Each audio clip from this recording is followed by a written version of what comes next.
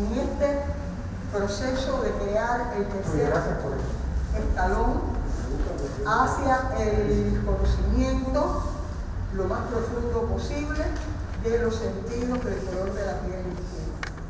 Quienes nos acompañaron en las ocasiones previas saben que empezamos por dilucidar la pertinencia de utilizar los términos raza y racismo, que la semana pasada hablamos de la esclavitud previa, la esclavitud africana, la presencia del africano en las artes europeas durante la antigüedad y el medioevo, y hoy vamos a llegar a cómo los censos, esa institución de tanta importancia para la economía en el capitalismo, cómo los censos reflejaron en Cuba el color de la piel.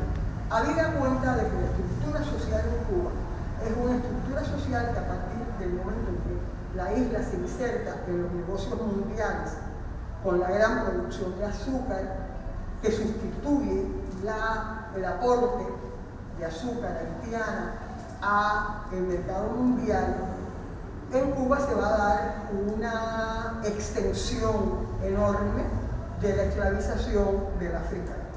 Y eso, por supuesto, trajo como consecuencia el tener que considerar qué papel ocupa, según qué papel ocupa ese personaje esclavizado. ¿Qué importancia se le va a conceder al color de la piel? Habida cuenta de que, como dijimos la semana pasada, hay toda una legitimación de la esclavización del africano sobre la base de un mito bíblico inventado después acerca de la maldición de Cam. Tenemos hoy un panel bien nutrido, tenemos a 4 especialistas. La primera especialista que va a hacer su presentación es la doctora Joana González Quevedo, profesora de la Facultad de Derecho, experta en Derecho Romano, que nos va a explicar qué cosa era un esclavo en el Derecho Romano. Esto tiene importancia, ¿por qué razón? Porque las leyes que regularon el tratamiento del africano esclavizado y sus descendientes se fundamentan en el Derecho Romano. ¿Qué similitudes, qué diferencias? La vez pasada hablamos de esclavitud clásica, esclavitud moderna. De esto nos va a hablar la doctora Joana González Quevedo, que ha accedido a acompañarnos en esta ocasión. Tiene usted la palabra. Muy buenos días a todos, mucho gusto. Joana González Quevedo, profesora principal de Derecho Romano en la Facultad de Derecho de la Universidad de La Habana, profesora además de Teoría General del Estado, notario público en ejercicio. Para mí es un placer que me hayan invitado. Realmente se hizo por conducto de un profesor muy joven, de 42 años, que era el jefe de la asignatura de Historia del Estado y del Derecho en Cuba, que falleció, va a ser el sábado, a 3 semanas nada más. O sea que para mí es difícil, porque realmente nuestra idea inicial era haber comenzado yo con los orígenes de la esclavitud y que él hubiera dado continuidad, ¿no? Porque a contrario censo de lo que pudiera pensarse de los estudios del derecho en Cuba, no solamente se estudia el derecho, como nos decía el profe Fernández Bulté, no somos unos memoriones de leyes, sino que estudiamos también el derecho desde una perspectiva histórica, sociológica, psicológica, y nada, pues tenemos 3 asignaturas troncales que nos interconectan con la historia, que es la historia general del Estado y del Derecho, que nunca se ha dejado de dar desde los inicios de la carrera, desde su concepción como derecho civil y canónico incluso, el derecho romano, por supuesto, como la base de nuestro sistema de derecho y la historia del Estado y el derecho en Cuba, que es ahí donde el doctor pues debía haber intervenido, pero nada, estamos aquí y esto es una manera también de rendirle tributo y homenaje. Agradecer porque yo creo que a veces dentro de las ciencias sociales nos vemos como compartimentos o feudos por separado, ¿no? Mi tesis no fue sobre este tema, ni mucho menos. Yo trabajo el tema de la participación ciudadana, democracia, etcétera, temas bastante polémicos. Entonces, indiscutiblemente nos hemos tenido que unir los sociólogos, los psicólogos, politólogos, etcétera. Nos hemos dado cuenta de que no podemos seguir los juristas hablando desde un punto de vista técnico de derecho por una parte, sin una visión del empoderamiento y lo que siente un ciudadano a la hora de participar, etcétera, etcétera. Y con la historia, por supuesto que también tenemos una interconexión. Esto es una manera coloquial, me disculpan, tenía concebido toda una idea, pero sobre la base de lo que hemos venido discutiendo, pues me voy a enfocar en tal sentido. Lo que yo pueda darles desde el punto de vista técnico-jurídico, dígase derechos, obligaciones, contraprestaciones, etcétera, pues ver entre todo hasta qué punto puede tributar a los análisis que ustedes realicen. Porque además pertenecemos, y esto históricamente es un punto interesante, en el mundo existen fundamentalmente, porque no son los únicos, dos grandes sistemas o familias de derecho. ¿Ya? El sistema romano, germano, francés, que tuvo su origen en el derecho romano. Después, en la época feudal, con el renacimiento de las ciudades, las primeras universidades, Bolonia, Padua, Verona, que fue donde hicimos los estudios doctorales, pues se va respaldando el estudio del derecho romano, pero Francia marca con la codificación napoleónica un punto importante y el resto de Europa y sus códigos pues beben de esta fuente. Y por supuesto nos llega a nosotros a través del proceso de colonización. Por tanto, pertenecemos a una familia jurídica que históricamente nos une en este sentido. La otra familia jurídica, así cuando los estudiantes entran al primer año, sí, pero ¿qué estudiamos? Bueno, es el common law, el derecho común que asumieron. Inglaterra se independizó en el sentido después de la caída del Imperio Romano y por supuesto los Estados Unidos y las colonias.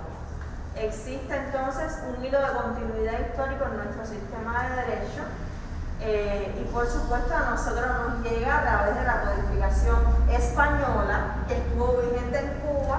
Para los más jóvenes parecerá muy viejo, pero los que tenemos 30 y pico de años ya no tanto, o sea, hasta el año 1987 tuvimos vigente el Código Civil Español en Cuba.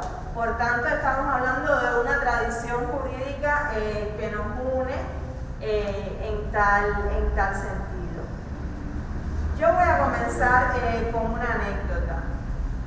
Realmente aquí se produce una disyunción. Nosotros primero estudiamos la historia del Estado y el Derecho. Entonces, Roma lo estudiamos como que muy por arriba de soslayo, su historia externa en el primer semestre, y en el segundo estudiamos el Derecho romano. Yo estaba en el segundo semestre estudiando y de pronto me siento en una disyuntiva. El profesor Julio Fernández Urte no había podido ir a clases porque tenía una falta de aire muy grande. Y a la semana la gente me dijo, tú eres loca, disculpen que sea así tan potable. Y fue lo mejor que pudo pasar porque a partir de ahí comenzó nuestra unión, comenzó la ayudantía con él y tras su muerte con 23 años asumí la jefatura del colectivo de Derechos Romanos en la Universidad de La Habana, lo cual fue todo un reto. Y yo llegué a casa del profe muy confundida porque le dije, mire profe, en Historia General nos enseñaron de que que el esclavo es una cosa, de que el esclavo es la dominica potestas, o sea, el poder de dominio que tiene un sujeto, un pater familia sobre un bien, que puede ser esto, puede ser aquella madera, y sin embargo ahora yo estoy estudiando el derecho romano, derecho que además, esto con el doctorado tuvimos la posibilidad de acceder a la Capitular de Verona y esto nos lo confirma más. Esto es una de las primeras escrituras notariales donde interviene un esclavo, un siervo, como acreedor de un contrato. Esto por supuesto yo no lo conocía en aquella época, en la anécdota que estoy haciendo, pero con los años lo corroboré. Y el profesor me dijo, Johanna, tenemos que aliarnos más a los historiadores. Es cierto lo que dices, te convoco a que empieces a estudiar a profundidad la principal fuente que nos legó el derecho romano, que es el cuerpo de derecho civil, el Corpus Iuris Civilis del emperador Justiniano. Y cuando usted se adentra dentro de ese documento, dentro de ese cuerpo legal, no solamente esta escritura, aquí tenemos lo que va quedando, esto hay filólogos que, o sea, lo que va quedando y después en el feudalismo, los comentarios que se hicieron en las primeras universidades de Padua, de Bolonia, aquí vemos las interpolaciones, como iban escribiendo, ¿no? Haciendo los comentarios. Cuando visualizamos todo esto y uno se adentra, se va dando cuenta entonces de que el siervo en Roma no era tal cual cosa como nos habían enseñado en el primer semestre. A partir de ahí hice un examen de premio y es una anécdota porque él no me dijo, esta es la respuesta. Él me dijo, estudia. En el segundo año hice el examen de premio. Bueno, para mí, él no estaba ni siquiera de tribunal, cogí primer lugar y su modestia lo hizo llamar a mi mamá, no sé ni cómo averiguó el teléfono, la felicitó y a partir de ahí me invitó a un encuentro con romanistas italianos. Entonces, en tal sentido, vamos a ver qué nos puede servir del derecho romano con relación al fenómeno. No podemos llamarle esclavitud, sino tenemos que apegarnos realmente al étimo, al origen, que es la servidumbre. ¿Ya? Establece las fuentes clásicas. Los siervos, lo que llamamos esclavos, se llaman así porque los generales en la guerra mandan vender a los prisioneros y a veces en lugar de deshacerse de ellos suelen conservarlos por ser hombres de la misma raza y no matarlos. O sea que no estamos hablando de un fenómeno de diferencia de razas, sino que estamos hablando de hombres en muchas ocasiones de la misma raza que formaban parte de la familia romana. Entonces, en tal sentido, tenemos que ponernos a pensar hasta dónde estamos hablando de la relación entre que yo tengo como sujeto de derecho con una cosa, o hasta dónde estamos hablando de un sujeto con una limitadísima capacidad. Cuando hablamos de sujeto de derecho o persona, y así establece el libro 1 del Digesto del emperador Justiniano, dice lo siguiente: la gran división del derecho de persona es esta: los hombres son totalmente libres o siervos, o son una ficción como las personas jurídicas, porque Roma ya le da la categoría de persona al fenómeno asociativo, económico, como eran las corporaciones para la excavación de minas de oro, para la recaudación de impuestos, etcétera, etcétera. O sea, estamos hablando de que cuando hablamos de persona,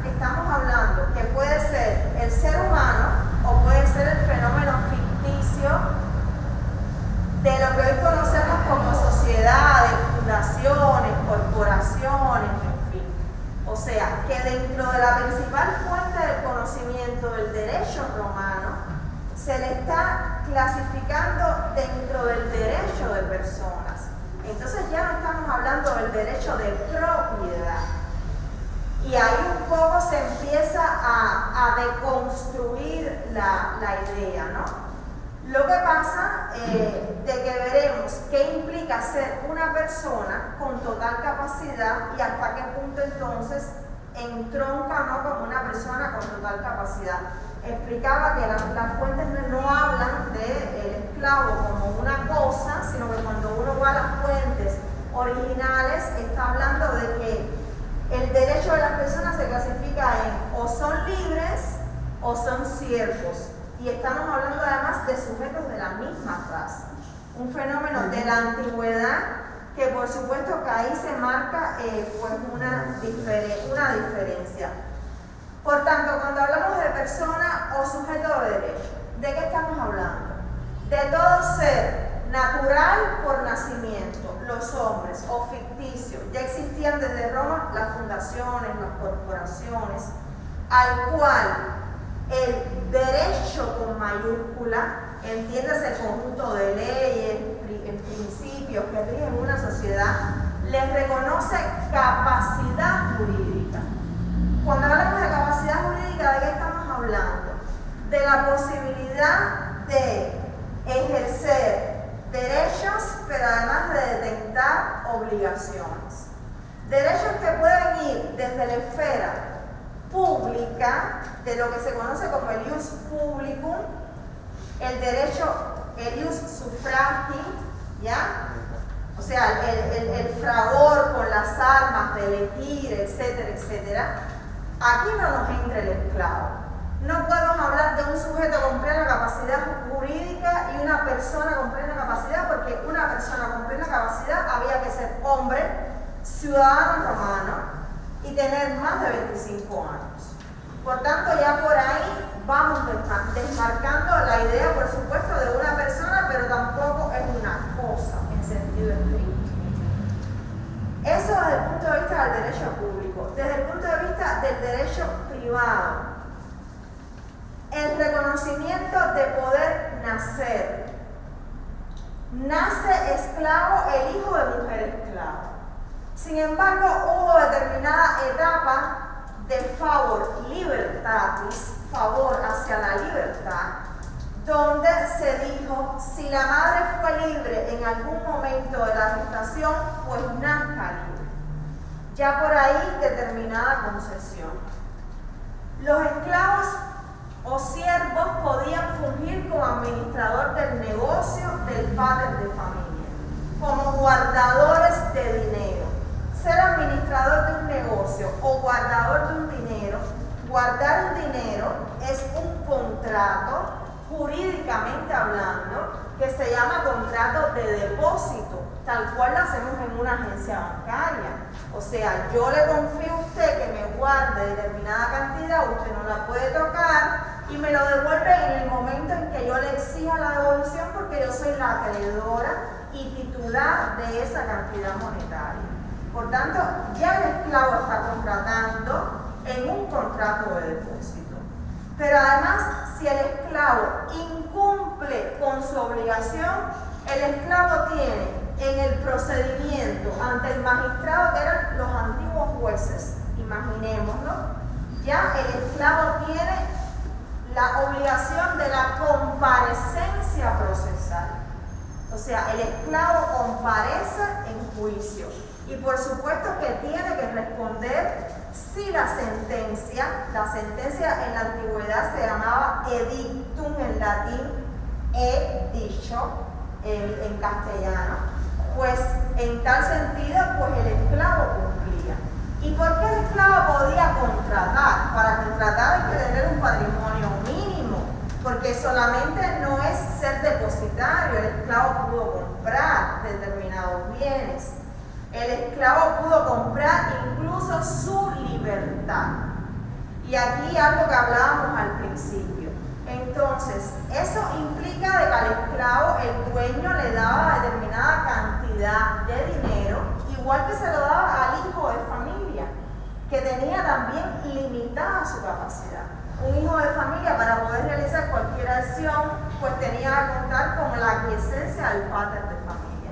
Si el esclavo podía comprar su libertad, estamos hablando de que se le da un peculio, o sea, determinada cantidad de dinero en este sentido. Eso hace de que, como hablábamos al principio, cuando compra su libertad, tiene la condición de manumitido, no de emancipado. ¿Por qué? Porque, como quiera que sea, yo te di el beneficio de convertirte en libre, pero tú no eres igual al ingenuo que es el ciudadano que jamás ha sido esclavo. Y per vitae, de por vida, tienes obligaciones, no solamente desde el punto de vista patrimonial, sino además de lo que llamamos hoy, sobre todo los notarios, el régimen de apoyo, de asistencia a las personas con determinada edad, etcétera, etcétera. O sea, no estamos hablando de la emancipación que te libera de cualquier tipo de obligación o contraprestación. La emancipación se aplicaba para el hijo de ese padre de familia que emancipaba a su hijo. La manumisión no te libera. La manumisión es para el siervo, la emancipación es para el hijo de familia. Pero esto es un paso, digamos, de avance en este sentido. Habría mucho más para abordar, quizás después en el debate. El tiempo realmente es implacable. Este fue el homenaje que le hicimos al profesor Julio Fernández Bulté después de su muerte. Y este es un artículo que habíamos terminado y que él no vio visto sobre el tema de la servidumbre en la antigüedad. Y bueno, en homenaje a él, pues quería cerrar. Cada vez que se nos pide dar una mirada a la Roma antigua, o sea, a los orígenes de nuestro derecho, nos viene siempre la imagen al estilo hollywoodense de una sociedad plagada de siervos, sustentadora de una explotación sin límites que precedió a la servidumbre de la gleba y al más rudo exterminio de hombres por los estados europeos en la modernidad. Pero lo que se olvida es que el derecho romano, o sea, nuestra base, y no podemos olvidar nuestra historia, supo plasmar la regulación jurídica de una institución de derecho, regulada como no hizo ningún otro pueblo de la antigüedad. De este modo encontramos al estatus del siervo dentro de la clasificación del derecho de personas. Comencemos a deconstruir la idea del siervo como una cosa. Estamos hablando de un sujeto en una situación especialísima con respecto al dómine, que no lo colocaba como incapaz absoluto, como en la actualidad tenemos personas con una capacidad restringida, sino como un sujeto con limitada capacidad. Fueron, no como suele pensarse, hombres de la misma raza que llegaron a desempeñar puestos de pedagogos, guardadores de dinero y otras importantes funciones sociales. Es por ello que no es stricto sensu una cosa. Dijo San Agustín en su obra De Quibus Dei: los primeros patriarcas, justos por excelencia, habían sido pastores de ganado y no reyes de hombres. Sin querer exaltar demasiado ni idolatrar el derecho romano, porque tuvo y fue expresión de una sociedad marcadamente esclavista, al César lo que es del César y al genio romano lo que podamos aplaudir. Muchas gracias. Pues, muchísimas gracias, doctor. Yo fui tercero y he estudiado una carrera diferente. Y yo recuerdo, ahora estaba viendo a la profesora y en todo lo que uno hace, mi tesis para graduarme de licenciado en sociología, me dijeron que la fuera a llevar y por eso le digo que recibo a cualquier persona al Ministerio de Educación. Llegué allí a la oficina de un funcionario, me dijeron que tenía que ver. Me sentaron en una silla, ahorita vienen a ver. Una hora, pasaba gente con papeles, el otro decía y demás. Y nadie me vio. Y yo pensé que yo había hecho una tesis que podía aportar algo, que podía ser importante, había tenido buena calificación. Y de eso no va a pasar conmigo. Si algún día yo tengo algún, y él lo sabe, porque hemos trabajado mucho juntos. Y ahí estoy, Mariana me preguntó por una publicación de historia de los censos que tenemos, un CD, algo que se hacía en esos momentos, por ahí está. Los 18 censos que oficialmente se consideran se han realizado en Cuba desde 1774 hasta el 2012. 18. Hay mucha información, hay muchas estimaciones. Qué sé yo, Humboldt es uno de los que más dio de estimaciones de poblaciones de Cuba, Benjamin Butler. Es decir, hay una proliferación grande, pero realmente no son reflejos reales de la estadística de la época. Que además era muy rudimentaria, por lo menos los primeros siglos, sobre todo el 18 y hasta mitad del 19. Entonces los censos además, como se ha dicho, son el reflejo de su época. Y ustedes van a ver, se traje informaciones muy breves, porque en este caso somos 4 personas, 4 ponentes, y no debemos estar conversando mucho, no hablamos mucho, después de cualquier discusión y demás se dice. Informaciones breves, pero para que lo tengan, hay mucha bibliografía sobre eso. Hay que consultar, y hay muchos estudiosos sobre ese tema. Por ejemplo, si queremos saber de la estadística, interpretaciones de la estadística de todo eso, hay que ir a la obra de Juan Pérez de la Riva. Eso es imprescindible. Para mí, conocer Cuba, no solamente con don Fernando Ortiz, con Humboldt y demás, sino con toda una serie de historiadores, sociólogos, investigadores, y entre ellos Pérez de la Riva, que escribió y tiene parte de las informaciones que voy a compartir aquí. Por favor, ponemos la primera lámina. Por ejemplo, hay que contratar, y esto sí es muy importante, en esos 18 censos que les menciono, el primero en 1774, 1775, hay dudas exactamente en la fecha, pero sí es un censo pionero en lo que hoy se conoce como América Latina y el Caribe. Inclusive en los trabajos de demografía histórica que se hacía en América Latina y el Caribe, era el primer censo o padrón poblacional, porque realmente no es un censo, es un padrón, no tiene el rigor de un censo. Ahora en los últimos años ha aparecido Brasil, que ellos hicieron un censo antes que esto como parte de la corona lusitana, y estamos en una discusión amigable de cuál fue el primero, ¿no? Si ellos o nosotros, pero eso no importa. Lo importante es que una fecha tan lejana como 1774 ya Cuba tenía un padrón poblacional.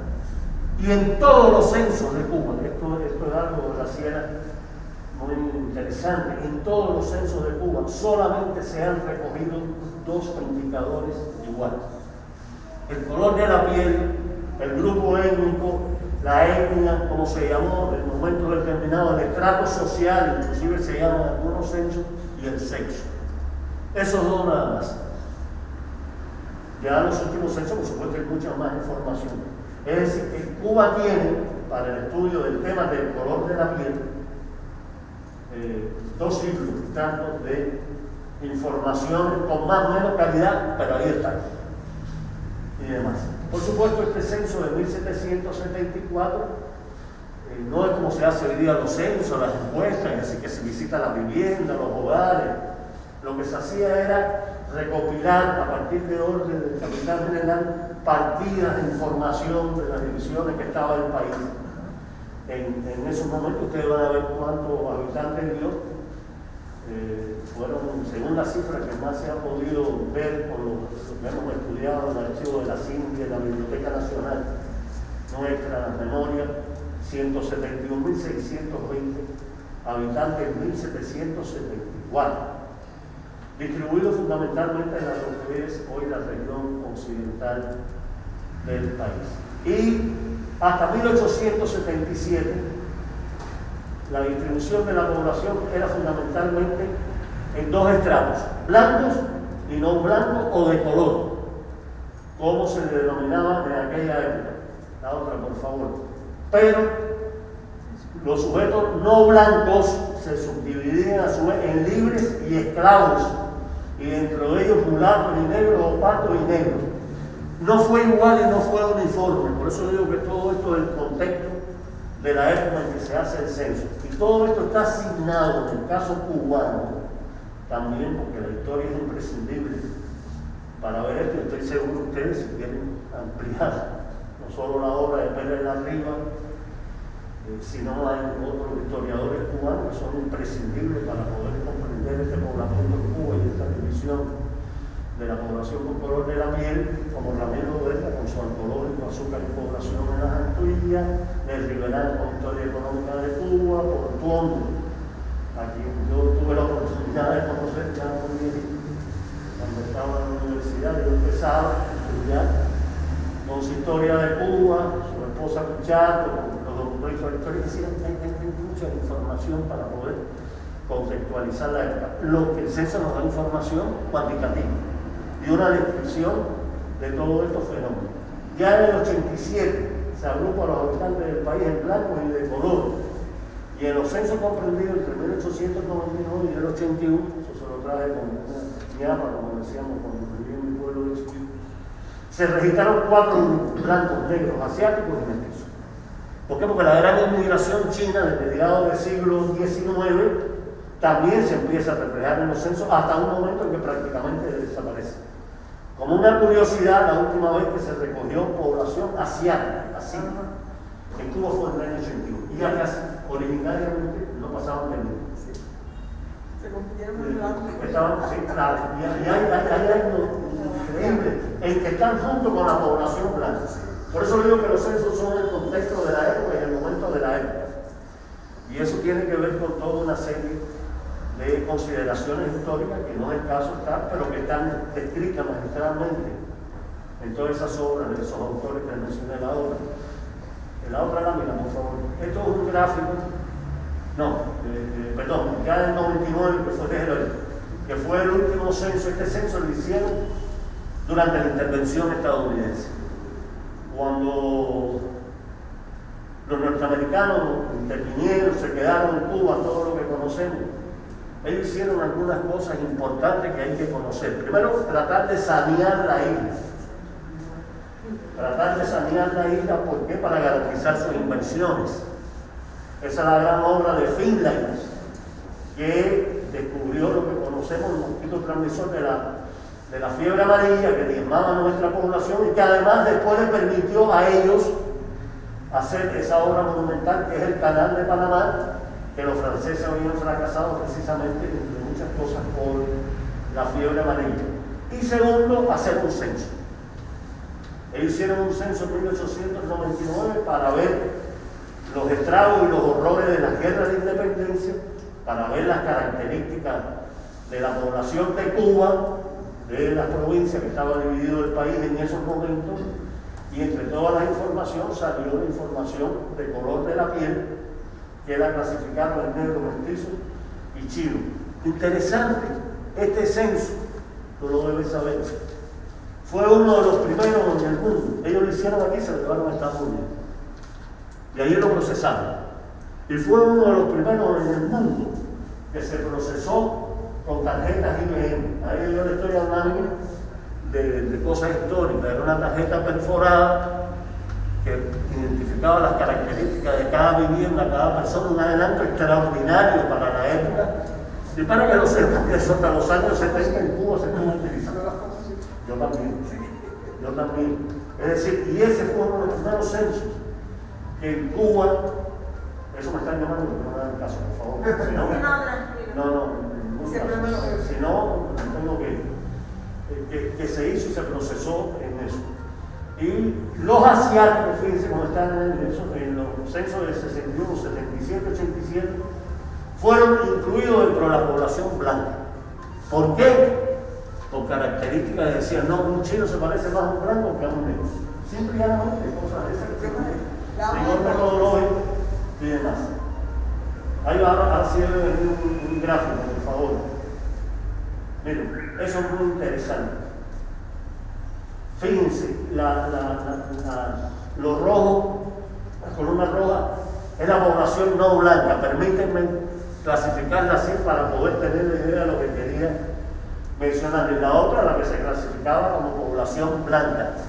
Déjenme decirles, Chayú, profesores que me acompañan, no hay una definición en esos censos de lo que se consideraba blanco, negro, mestizo y demás, como es más reciente en los censos modernos, que podrá ser discutible, pero la hay, existe. Y demás. Ahí no existía. Solo en el censo de 1899, el último del siglo XIX, como le dije, que hizo la intervención norteamericana, se habla de grupo étnico. Antes se habla de estratos sociales, etnias, es decir, y fíjense qué interesante cómo hacia 1841, no sé si lo logran ver, ya la población no blanca, superaba, negra fundamentalmente, esclavos fundamentalmente, aunque había libres y pardos y demás, supera a la blanca. Ese fue un punto importante, porque en esos años también Cuba supera el 1.000.000 de habitantes, según estos censos. Y todo esto está asignado por la historia y la política, porque a la sacarocracia criolla le importaba mucho también conocer con exactitud, aunque no lo declaraban, pero ellos lo sabían, la cantidad de esclavos que había, porque recuérdense que a fines del siglo XVIII hubo la famosa revolución haitiana y tuvieron el temor de que pasara lo mismo en Cuba. Y eso ha traído ese comportamiento de la población de Cuba por color de la piel, que sé que es una categoría complicada, pero me permiten una licencia sociológica. Nosotros en los últimos censos la estamos haciendo por autoclasificación de la persona decide cuál es su color de la piel, pero antes se hacía por observación del enumerador y se preguntaba si no estaba presente la persona.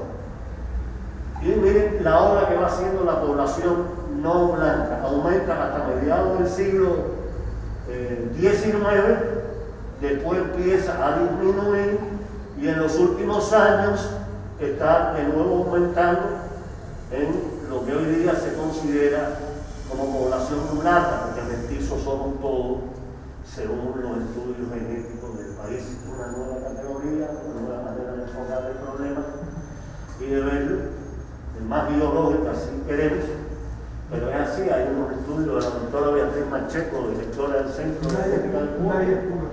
Nosotros trabajamos con ella en la parte del diseño estadístico de la investigación y la muestra. Sí, conocemos bien ese trabajo. Eso se validó en Europa y en Inglaterra específicamente. Y ahí tenemos estas genes de población autóctona nuestra, población aborígene. Que hacia 1555 se estima que quedaran apenas 3.000, 4.000 indios apalencados en Cuba. Pero tenemos genes, tú tienes genes de eso y yo también.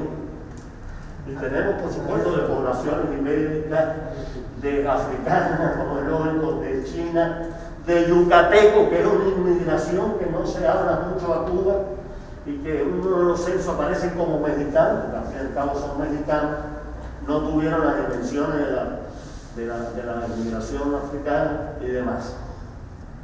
La otra, por favor. Ahí tienen, hay una denominación. Estas informaciones existen por la última lámina, que hay cosas que le he aclarado, que son las metodologías, de que si la población que se dividió en esto, que si es de derecho, que si es de color de la piel y demás.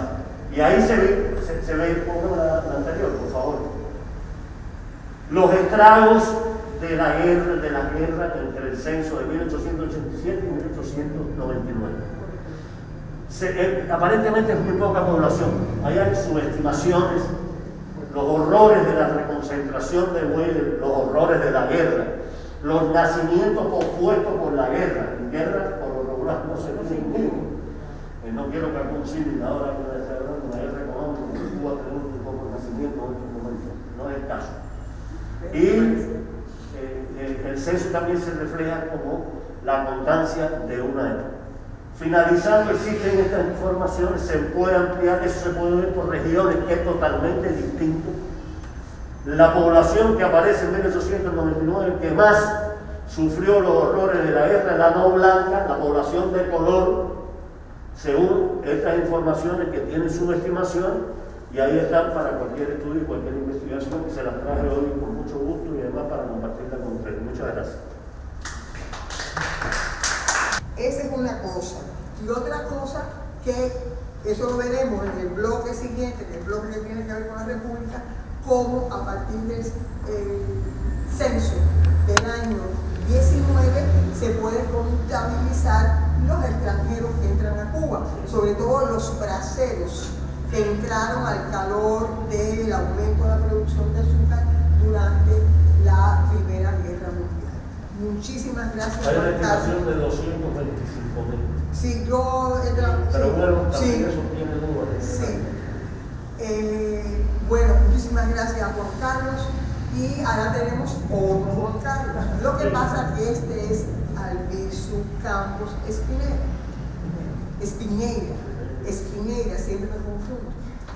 Y Albizu es economista, se hizo demógrafo. ¿Nadie te lo recuerda? ¿Cómo? Nadie es perfecto. Nadie es perfecto. Yo lo conocí en su época de economista.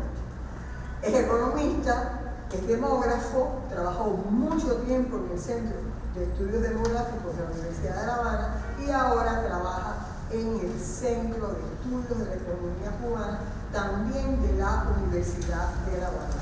Y yo le pedí a Juan Carlos que por favor nos ilustrara acerca de algo que es de su pleno dominio, que es la relación entre la salud y el color de la piel. Adelante, Juan Carlos. Bueno, muchas gracias por la introducción. Me alegra mucho que me hayan antecedido estas presentaciones, porque escuchándola, he encontrado una definición para la demografía también, ¿sí? Tomando de referencia la diferencia entre emancipación y malnutrición. La demografía es una ciencia malnutrida, no es una ciencia emancipada. Por eso no es ideológicamente neutra. A riesgo de pecar, de decir una tontería, mi padre siempre me decía, parafraseando a Julio Fernández, el derecho es la voluntad de la clase dominante. Por eso necesita saber quiénes son sus sujetos. Porque siendo la voluntad de la clase dominante la base del Estado, de la organización de una sociedad, siempre, en cualquier contexto. Y por eso necesita saber, y por eso, entre otras cosas, necesita saber con cuántos votantes va a contar, o más en la antigüedad, cuántos pueden ser parte de su ejército en un momento determinado. En una etapa de la historia de la humanidad, una epidemia hacía desaparecer un grupo humano completo. Y de hecho, hay grupos humanos que desaparecieron en la historia como consecuencia de enfermedades. Y ese es un tema que en Cuba tiene el impacto, el estudio de la epidemiología y la mortalidad por color de la piel en Cuba, tiene el impacto de las limitaciones de la demografía. A pesar de los esfuerzos que ya Juan Carlos Montrado ha comentado, de Alejandro de Humbo, de Antonio del Valle, de Ramón de la Sagra, de José Antonio Saco, pero que han tenido también ellos que depender de las clasificaciones censales. Que son clasificaciones censales que imponen diferencias. Y eso es lo que a veces, y eso es prácticamente un obstáculo que solo se puede saltar desde el punto de vista de la modelación del análisis matemático, pero no desde la fuente. Porque cuando dos conceptos cambian en dos censos consecutivos, o cuando un concepto cambia, no son estrictamente comparables. Y después que este levantó el censo, eso no tiene solución. Juan Carlos ahora nos habla de que efectivamente la autodeclaración ahora es la herramienta de autodefinición de la persona de su color de piel. Pero para la demografía eso incompatibiliza el dato con relación al momento en que eso se capta por observación. Y ese no es un detalle trivial para la demografía, porque cambia la naturaleza del conteo. En Brasil se hizo una encuesta hace los años 90, donde se hizo por observación pero por autodeclaración, se captó 2 veces. Y resulta ser que por observación habían 4 o 5 categorías de color de piel, por autodeclaración habían 186. Habían 186 tonalidades, y yo estoy seguro de que es cierto. Yo asumí un concepto que le escuché una vez que nosotros no hay negros ni blancos, es que todos somos carmelitas. Depende en qué lado del espectro tú estés parado. Y es cierto, y tiene toda la razón, todos somos carmelitas. Bueno, el término carmelita solo se usa en Cuba, ¿sabes? Solo se usa en Cuba. Si usted está de afuera y habla de carmelita, todo el mundo va a saber que usted es cubano. En el mundo normalmente sí se mata. Pero eso depende del lugar del espectro donde usted esté parado, porque efectivamente esas definiciones dependen de la imagen ideológica que se tiene de la persona que usted tiene que clasificar. Porque en el fondo, los estudios en demografía parten lamentablemente de clasificar a una persona, por la razón que fue. Y bueno, como decía Hilton en un momento determinado, ¿por qué es importante estudiar la mortalidad de la época? Porque, por ejemplo, en las plantaciones, él tiene un libro que se llama La búsqueda de la libertad, que es sobre Cuba, donde dice, las epidemias alcanzaban proporciones bíblicas, debido por supuesto a las condiciones de vida en las que estaban desarrollando sus actividades la población esclava, y eso era inmanejable prácticamente. Por eso a veces en los censos hay a veces huecos de población no blanca, lo voy a llamar no blanca así en términos generales. Y esos huecos no hay forma de salvarlos ya está. Y tienen que ver no solo con el esconder la población esclava debido al interés explícito de evadir las restricciones, sino también porque epidemiológicamente la población es muy tocada siempre. Y de ahí las peques. Por eso a mí me llama mucho la atención que en el momento del 1899 la población blanca es mayoritaria. Cuando el peso de la guerra sobrecae la población no blanca, porque es la que es demográficamente mayoritaria. Yo recuerdo los trabajos de Fernanda González, que yo tuve oportunidad de ayudar, que había familias de 891 miembros en Cuba. 891 miembros. 4 blancos españoles y el resto eran esclavos. Y yo uso la palabra esclavo porque la técnica era, todos entran como parte, es la técnica censal. La solución censal fue, estos van a entrar como parte de la familia, porque además al negro se le ponía el apellido del dueño. Ese negro que inicialmente se le llamó negro bozal, que se le decía al negro recién traído porque solo hablaba su lengua. Ya después, cuando era latinizado, se le llamaba ladino. Y después se cambia la definición y ya no es ni bozal ni ladino, ahora es de nación. De nación o criollo. Entonces, ¿cómo yo comparo un grupo que en un censo me está siendo clasificado como negro bozal y aquí como negro de nación? Son categorías directamente intercambiables. Y lo mismo pasa con la clasificación de las muertes. Y durante una época la mortalidad de la población no blanca se perdió porque no se podían enterrar en Camposanto. Hasta en la cédula, no, ni siquiera de la iglesia. No podía ser enterrado. Hasta que hay una ordenanza que dice, sí, hay que enterrarlo allí. Porque sí, el Santo Tribunal para el Santo Oficio ha determinado que tienen alma. Y como tienen alma, se pueden encerrar en Camposanto. No es trivial esa categorización, porque si tienen alma son equivalentes a nosotros. Entonces no le puedes hacer muchas cosas a las que tú antes le hacías. ¿Ya? Porque se acerca a la categoría de prójimo, aquel que es igual a ti o semejante a ti, y al cual tú no le harías, porque también es un sujeto de derecho, es una persona jurídica. Lo que tú le haces a este, que tú, como no tenías alma, lo podías tratar de la manera que tú quisieras, que esa discusión viene incluso de la colonización. Y luego están las otras definiciones. Criollo liberto, criollo esclavo, de nación liberto, de nación esclavo. Era muy raro un de nación liberto porque los de nación era casi recién nacido, era recién traído. En fin, hay una miríada de categorías que a los estudios demográficos le ha costado mucho trabajo enfrentar, sobre todo los estudios de mortalidad. Bueno, a pesar de las tablas habituarias, las tablas necrológicas creadas por determinados autores para trabajar, por ejemplo, el impacto de las epidemias, dado que estamos hablando de periodos donde era muy recurrente, el cólera, donde era muy recurrente, el cólera no solo de un tipo, estaba el cólera asiático, por ejemplo, el cólera europeo, de alguna manera también se decía que venía de Asia, porque había que culpar a alguien, ¿no?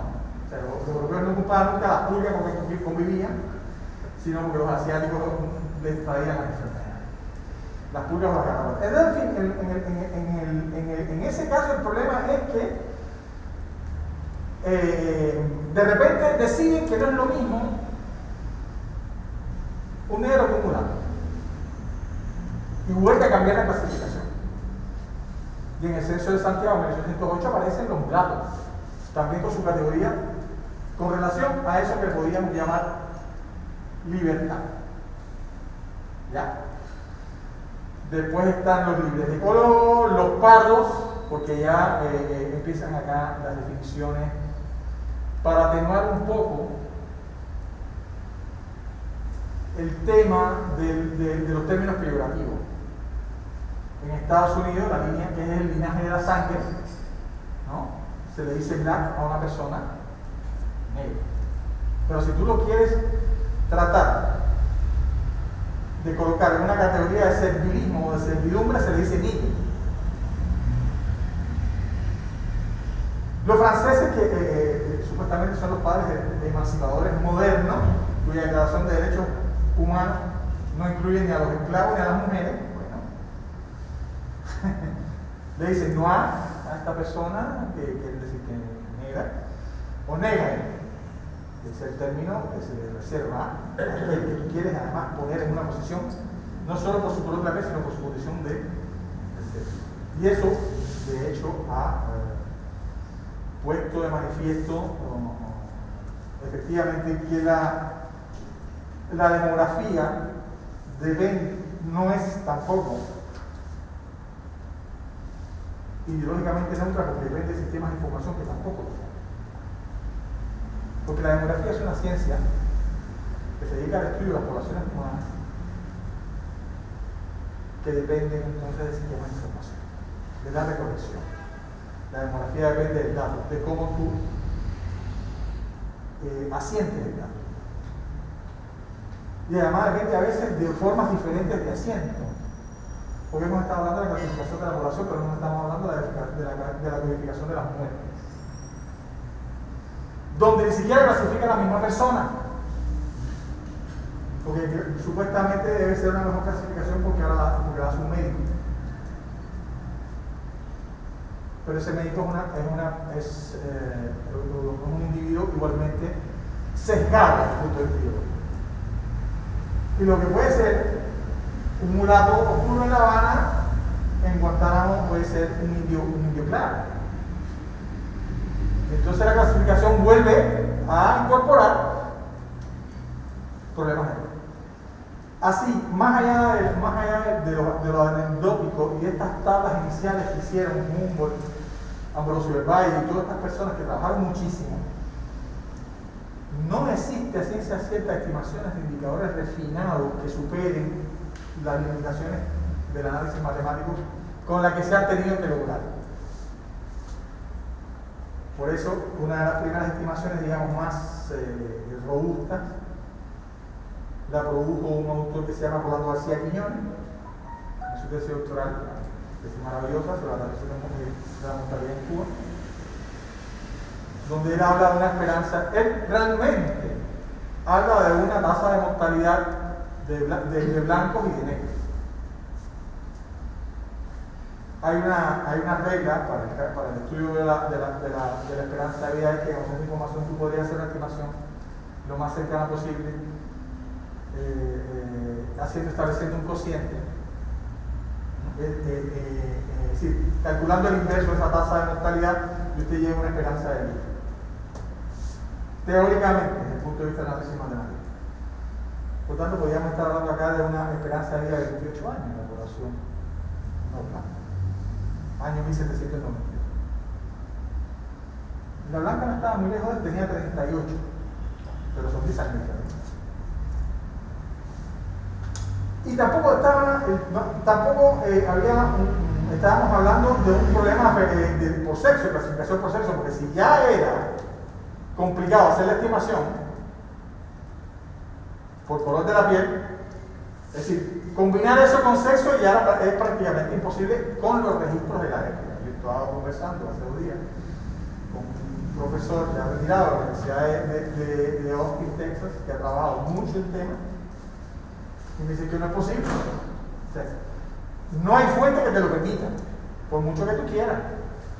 Y el riesgo de la estimación matemática es que depende del método que tú uses. Si tú usas un método, obtienes un nivel en el indicador. Y si usas otra, obtienes otro. Entonces, ¿qué cosas son los indicadores en demografía?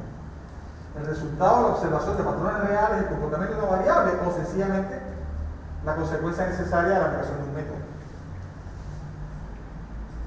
De ahí hay que tener cuidado. ¿Qué es lo que yo quiero? ¿Qué es lo que estoy pretendiendo obtener? ¿Realmente estoy mirando de verdad la diferenciación o el impacto del marcador de riesgo que tiene el color de la piel sobre una manera de morir? El color de piel no mata, por ejemplo. No es un factor de riesgo, es un marcador de riesgo, a través del cual fluye el impacto de otras variables que son, por ejemplo, las condiciones socioeconómicas en que cada población tiene que desarrollar las actividades de su vida. Y las personas mueren de una forma semejante a la manera en que vivieron. Porque la muerte no es otra cosa que una consecuencia de la vida.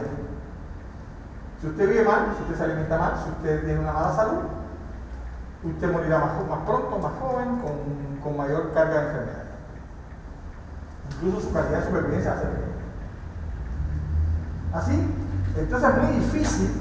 Fíjense que el salto desde esa estimación que es de 1792 para volver a producir una estimación más o menos de eso, se llega a una época en que todavía Graciela no quiere abordar, que es 1943, donde sí hay una diferenciación de esperanza de vida de la población blanca y la población no blanca para Cuba.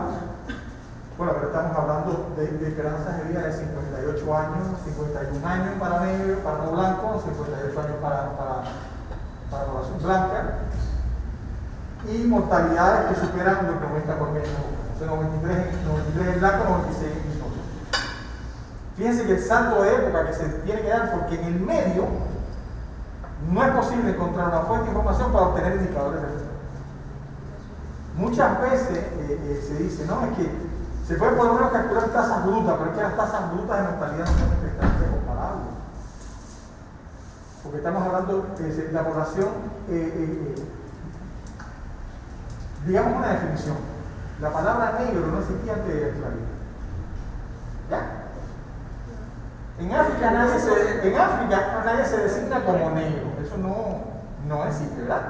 Es decir, el color y la raza son unas consecuencias de la esclavitud. Bueno, esclavismo o esclavitud. Esclavitud moderna. Esclavitud moderna. En cualquier forma de esclavitud, cualquier forma de esclavitud es la que establece esa diferenciación. Antes de eso no hay diferenciaciones de raza. En África es muy difícil de encontrar. Y en Europa, porque un esclavo era blanco, Claro. igual que el amo. Entonces, exacto, antes del colonialismo, después del colonialismo que se inventa la palabra negro, o la palabra mulato, aquel que nace de la combinación, ¿no? Mulato viene de mula. Mulato viene de mula, cuidado, es una mula de trabajo. No importa que tenga la piel un poco más clara, viene para trabajo. Y tampoco nos importa mucho cómo se mueve. El caso es que no nos cueste mucho. Porque además, eso tiene que ver también con que no se podían instalar en Camposanto porque había que hacer todo un procedimiento que tiene un costo. Tú le dices a otros dos esclavos, entierra donde el primero te encuentre y eso no te cuesta un centavo. ¿Ok? Porque hasta el modo en que se disponen nuestros restos, hay un impacto en nuestra manera de vivir que efectivamente está marcada por nuestro color de piel. Por eso hay tanta subestimación en las cifras, incluso en la etapa de la colonia, donde usted ve laderas en el Turquino llenas de pequeñas crucecitas, pero que nadie contabilizó nunca. Porque eran personas que morían antes de atravesar un río, porque había que esperar un barquero que nunca llegaba y la familia no podía ir con el cadáver para casa, porque se enterraban en las laderas allí donde se podía. Y una buena parte de esos son personas que fallecieron en algún momento. Así entonces, la idea es esta. Cuidado con la demografía. Mucho cuidado con la demografía porque es una ciencia cercana. Juan Carlos decía, tenemos pocos nacimientos. Eso es una manera de mirar el tema. Hay otro que tenemos los nacimientos, que son el resultado del ejercicio de derecho reproductivo. ¿No? Porque hubo una federación de mujeres cubanas que luchó durante mucho tiempo para eso. Miren qué fácil, el mismo número, que son 99.996, 99.063, el mismo número de nacimiento del año pasado, yo lo puedo interpretar de dos maneras diferentes. ¿Qué les quiero decir con esto? Que efectivamente la limitación de las ciencias sociales parte precisamente de que no son ideológicamente neutras, como no lo es el derecho romano. Así que se los quiero dejar ahí. Y solo era una pequeña intervención para introducir más preguntas que certezas, ¿no? Más preguntas que certezas. Muchas gracias. No. Muchas gracias a ti. El carácter eminentemente ideológico de las consideraciones en torno a eso que se llama el medio. O sea, estamos todavía construyendo qué cosa es el negro, cuál es su origen. Gracias, Juan Carlos. Y ahora, para cerrar esta parte del panel de hoy, vamos a escuchar a la maestra en ciencias, Zuleika Román Guerra. Está en proceso de un doctorado sobre historia y es la persona que tiene a su cargo en la Casa de las Américas un programa que se llama Afroamérica. Del año antepasado fue, ¿no? Tuvo su primer taller internacional el 19, sí. En el 19, que tuvo una gran convocatoria porque, como ustedes se habrán dado cuenta, estos son temas que han cobrado una gran importancia contemporánea. Gracias, Zuleika, por haber aceptado. Yo, como sabía que era la última, trajo figuritas para aliviar. Sí, porque ya la gente estaba así medio, bueno, y la Zuleika. No, y después la conversación sobre la mortalidad hace falta. Hace falta revivir. Bueno, a mí me ha gustado mucho, buenos días, estar aquí y que me hayan colocado detrás del visu, porque quería empezar hablando de la significación social de los censos, precisamente. O sea, ya está demostrado que en cuanto a la variable color de piel, el censo no solo está diciendo de qué tonalidad se percibe la epidermis de una persona, está definiendo una condición social, está preceptuando un estatus laboral porque dentro de los esclavizados y los libres, recordemos el furor de José Antonio Sá por los negros que estaban dedicados a las artes manuales, porque los blancos eran tan vagos que no querían hacer eso, le estaban cediendo a los negros y mulatos libres ese sector tan dinámico desde el punto de vista económico y cultural de la colonia. Entonces, bueno, tú eres mulato, bueno, quizás tú puedas hacer tal cosa que no puede hacer una persona negra. Está definiendo una prerrogativa en cuanto al uso del espacio. ¿En qué tipo de asentamiento, en qué tipo de urbanización te toca vivir? ¿Cuál es el tipo de casa digna para una persona como tú? O sea, un censo refleja también la manera en que la sociedad se piensa a sí misma, de la manera en que la sociedad piensa su funcionamiento. Y por tanto los números tienen una lectura demográfica, aritmética, pero también tienen una lectura social. Y por eso es tan importante esto que decía Albizu de la demografía. El sector de los no blancos fue además, como ya se dijo también aquí, jerarquizado por tonalidad. No solo por el argumento simple de divide y vencerás, sino porque las economías coloniales necesitan tipos de personas para tipos de trabajos, para tipos de funciones sociales. Hay personas más tolerables que otras en una determinada función. Y todo eso tiene que ver con los colores. Que llegaron a tener, por ejemplo, en los jacobinos negros, Cyril James dice, bueno, escribió, que en el Caribe llegó a haber 128 clasificaciones de color de piel. Algunas de una impronta puramente zoológica, como el mulato, como el lobo, como el jabao, que alguien dice que tenía que ver con el color blancuzco y con los pelos erizados de los jabalíes, y que tiene que ver también y que expresa ese nivel de cosificación de cosas para trabajar con que se vieron también los esclavizados, sobre todo en el caso de Cuba, en el momento de la expansión de la plantación esclavista, a partir de la tercera década del siglo XIX. Y miren, es uno de los problemas más antiguos que tienen que resolver las ciencias sociales cubanas.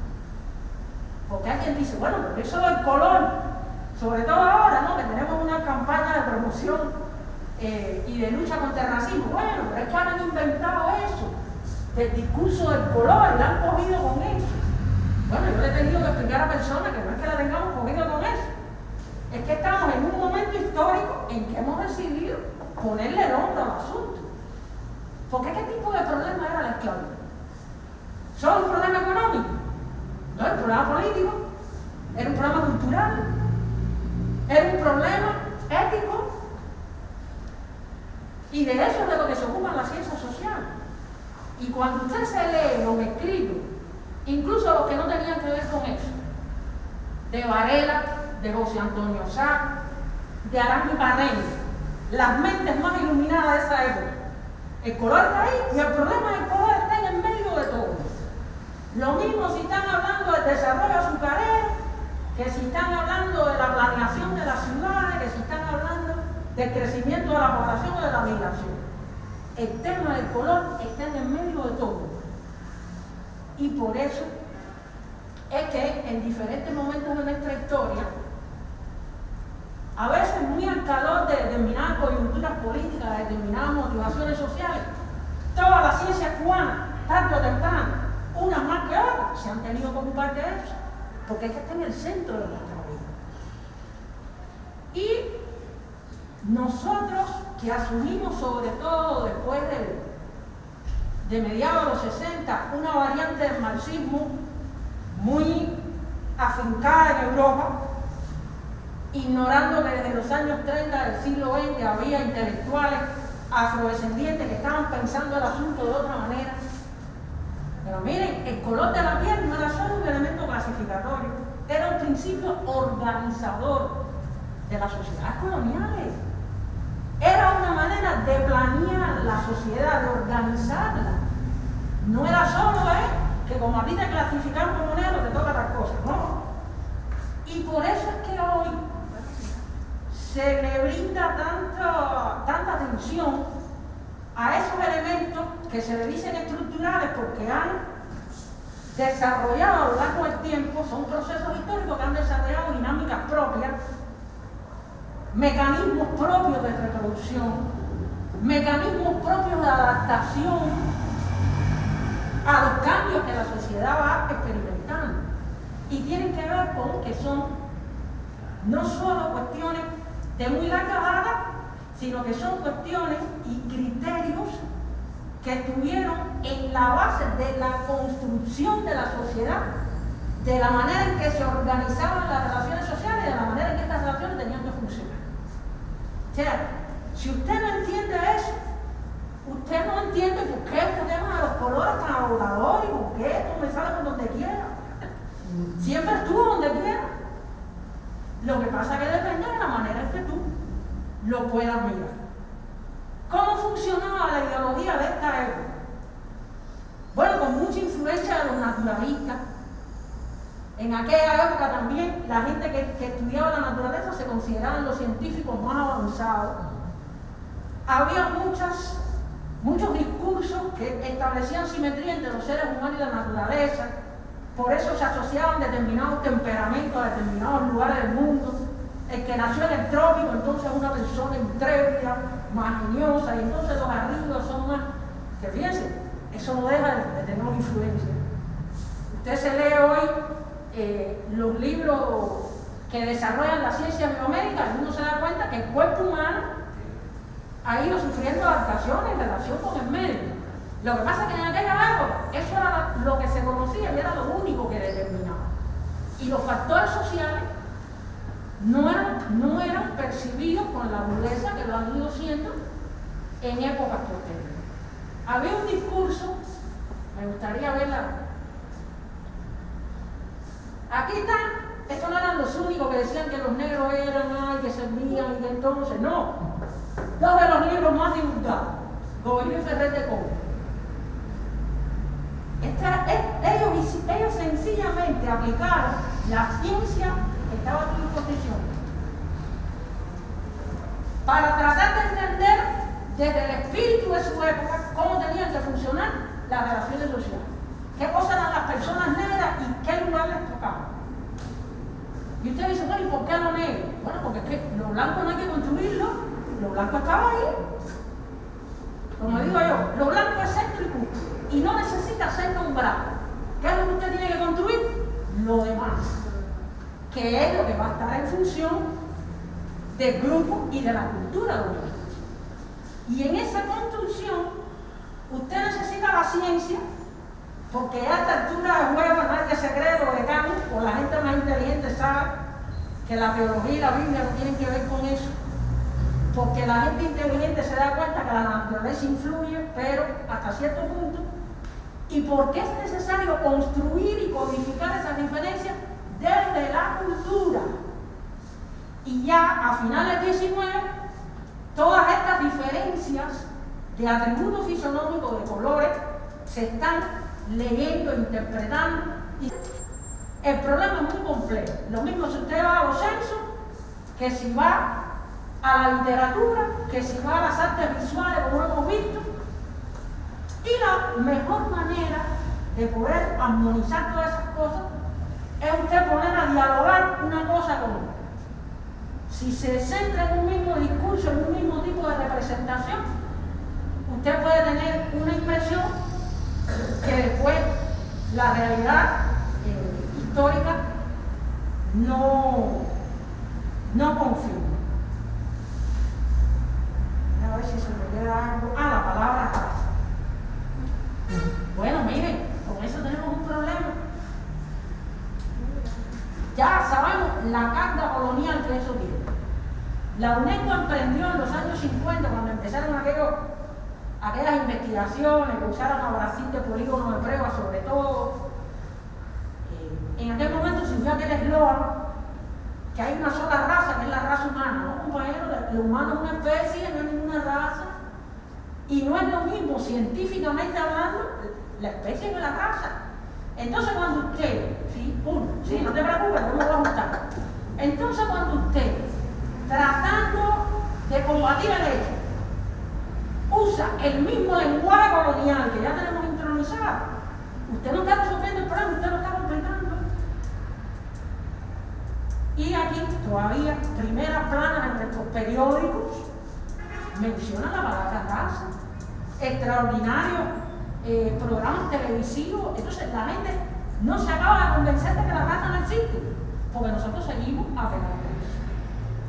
Es lo que quería presentar. Muchísimas gracias, Zuleika. Como se habrán dado cuenta, ellos no se reunieron con anterioridad al día de hoy. Yo tuve el gusto de conocer a Joana hoy allá afuera en el Costal, y a Bicho y a Juan Carlos hacía un siglo que no los veía, y a Zuleika también hacía bastante tiempo que no los veía.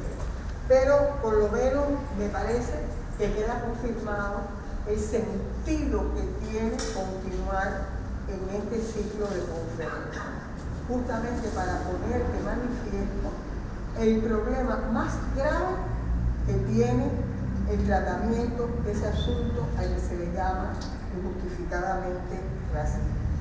A lo que Zuleika y también Juan Carlos plantearon, yo quería añadirles que en Cuba la Sociedad de Ciencias Médicas, etc., fundó su sección de antropología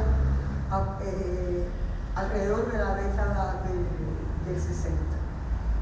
Y, por supuesto, que asumió toda la concepción del conde de Gobineau acerca de la inferioridad de las razas. Yo, con respecto a eso, solamente quiero señalar una cosa. No olvidemos que cuando termina la guerra de los 10 años, y sobre todo cuando nos adentramos en la década del 80, estamos en presencia del proceso de abolición legal de la esclavitud. Y Cuba, y en la sociedad cubana hay un problema. ¿Qué hacer con toda esta población de origen africano o descendientes de africanos? ¿Qué instrumentos crear para lograr el control social? Y eso llega no solo a esos principios de los que le hablaba, que enarboló la Sociedad Antropológica de Cuba en la década del 80 y del 90, sino que si se quieren enterar de que en Cuba hubo un proyecto para que todos fuéramos blancos, y que ese proyecto es del año 34, y que ese proyecto salió de la Academia de Ciencias Médicas y Naturales de Cuba, tienen que seguir asistiendo a las conferencias, porque hoy no se los voy a explicar. Pero eso. Y les llamo la atención, ¿quién de ustedes conoce qué figura representa a Santi Espíritus en su plaza de la Revolución? ¿Y quién acompaña a Serafín Sánchez? Esa imagen prácticamente no se difunde, porque es una obra de la Revolución. Y es Serafín Sánchez con un africano, descendiente de africano, a sus pies, como enseñándolo a leer, algo así. Que era efectivamente un esclavizado, que fue de su propiedad, pero que fue un amante. Bueno, después. Esa es la importancia de la revisión de la tradición como referente. Santi Espíritus es una de las provincias, entre comillas, tres subrayadas más blancas. ¿Por qué? Porque Santi Espíritus, yo siempre digo, entre Santi Espíritus y Matanzas hay 200 kilómetros. ¿Por qué Jovellanos se llama Bemba? Y cuando yo voy a Cabaiguán, lo que me encuentro es una población descendente de los más blancos de Cuba, entre comillas, subrayado. El 93% de su población dice que es blanco. Por lo tanto, Cuba no es una sola. Cuba es multicolor, es multicultural. multicultural, es multipoblacional, etcétera, etcétera. Y tienen ustedes la palabra ahora para